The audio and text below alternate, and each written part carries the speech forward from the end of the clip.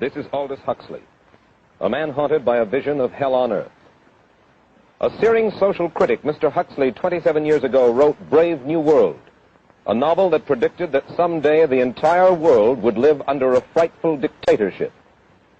Today, Mr. Huxley says that his fictional world of horror is probably just around the corner for all of us. We'll find out why in a moment. Let's become more immediate, more urgent about it.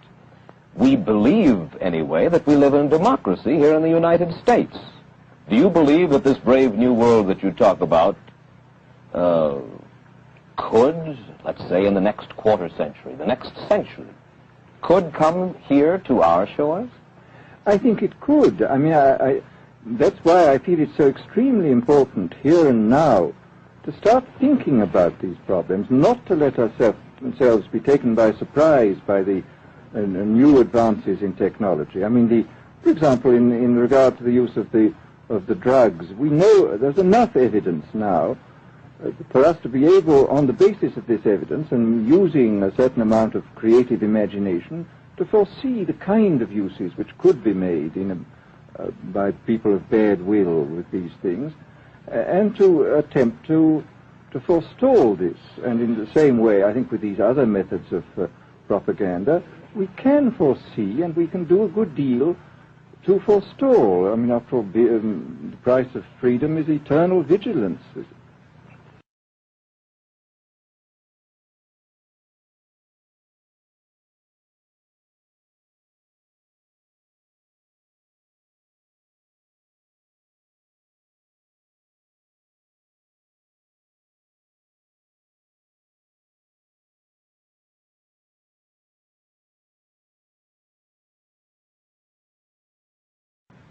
You write in Enemies of Freedom, you write specifically about the United States. You say this, writing about American political campaigns. You say, all that is needed is money and a candidate who can be coached to look sincere. Political principles and plans for specific action have come to lose most of their importance. The personality of the candidate, the way he is projected by the advertising experts, are the things that really matter. Well, this is... during the last campaign, there was a great deal of this kind of statement by the advertising managers of the campaign parties, this idea that the candidates had to be merchandised as though they were soap or toothpaste, and that you had to depend entirely on the personality. I mean, the personality is important, but there are certainly people with an extremely amiable personality, particularly on TV, who might not necessarily be very good in positions of political trust. Well, do you feel that men like Eisenhower, Stevenson, Nixon, with knowledge of forethought, were trying to pull the wool over the eyes of the American public? No, but they were being advised by powerful advertising agencies who were making campaigns of a quite different kind from what had been made before.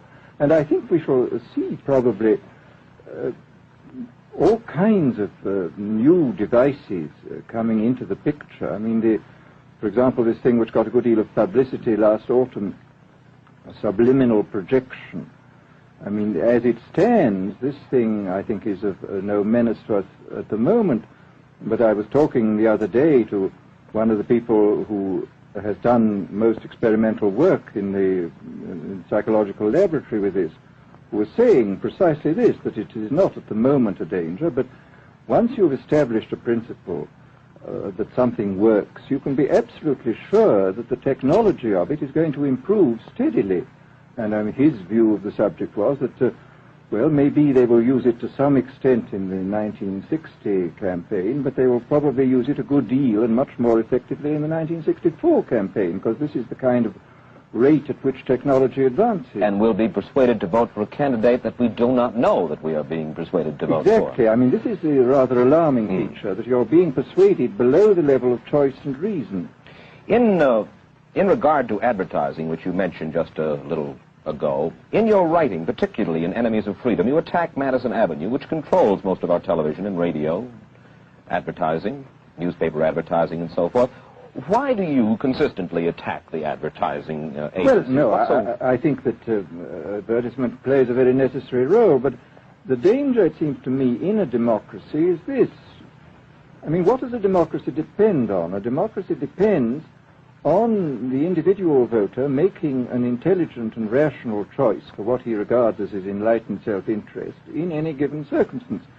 But what these people are doing, I mean, what both for their particular purposes, for selling goods, and the dictatorial propagandists are doing, is to try to bypass the rational side of man and to appeal directly to these unconscious forces below the surface, so that you are, in a way, making nonsense of the whole democratic procedure, which is based on conscious choice on rational grounds.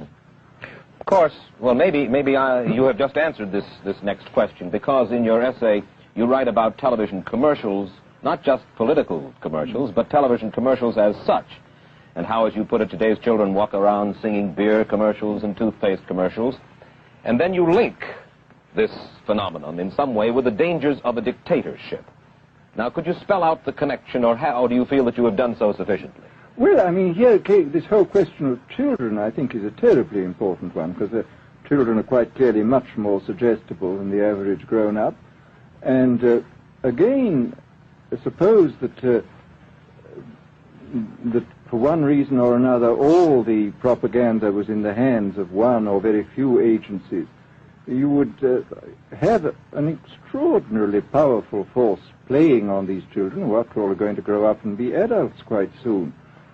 I do think that this is not an immediate threat, but it remains a possible threat. And you said something to the effect in your essay that the children of Europe used to be called cannon fodder, and here in the United States they are television and radio fodder. Well, after all, you can read in the trade journals the most lyrical accounts of how necessary it is to get hold of the children, because then they will be loyal brand buyers later on. Mm-hmm. But, I mean, again, you just translate this into political terms. The dictator says they will be loyal ideology buyers when they're grown up. We hear so much about brainwashing as used by the communists. Do you see any brainwashing other than that which we've just been talking about that is used here in the United States? Other forms of brainwashing? Not in the form that has been used in China and in Russia, because this is essentially the application of propaganda methods, the most violent kind, to individuals. It's not a shotgun method like the advertising method. It's a way of getting hold of the person and playing both on his physiology and his psychology till he really breaks down, and then you can implant a new idea in his head. I mean, the descriptions of the methods are really blood-curdling when you read them, and not only the methods applied to political prisoners, but the methods applied, for example, to the training of the young communist administrators and missionaries. They receive an incredibly tough kind of training, which may causes about 25% of them to break down or commit suicide, but produces 75% of completely one-pointed fanatics.